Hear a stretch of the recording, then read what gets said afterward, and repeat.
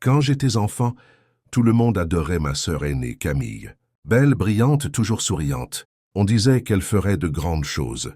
Moi, j'étais la petite, celle qui restait dans l'ombre. Camille m'a toujours protégé.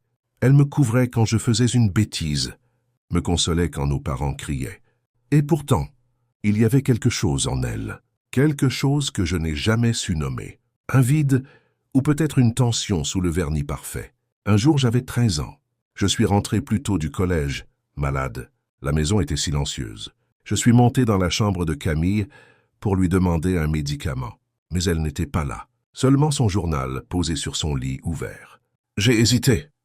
Et j'ai lu. Je l'ai encore vu cette nuit. Il était là, dans le jardin. Il me regarde quand je dors. Il me murmure des choses. Parfois j'ai peur qu'il entre. D'autres fois j'ai envie qu'il entre. Je ne comprenais pas.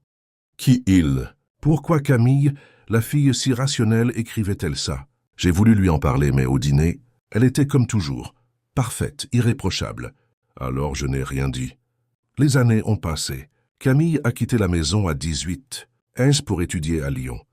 Elle m'appelait souvent, m'envoyait des colis avec du chocolat, des cartes postales, mais elle ne revenait jamais pour les vacances. Un soir d'hiver, elle m'a appelé en pleurs.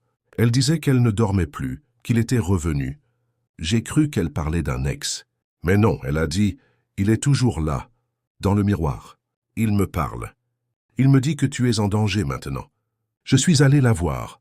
J'ai découvert un studio sombre, des miroirs couverts de draps, des bougies allumées même en journée. Camille était amaigrie, les yeux cernés, la voix faible. Elle m'a serré très fort et m'a dit « Tu dois savoir la vérité. » Je l'ai fait entrer. Quand j'étais petite, je croyais jouer. Mais ce n'était pas un jeu. Elle m'a montré un vieux carnet.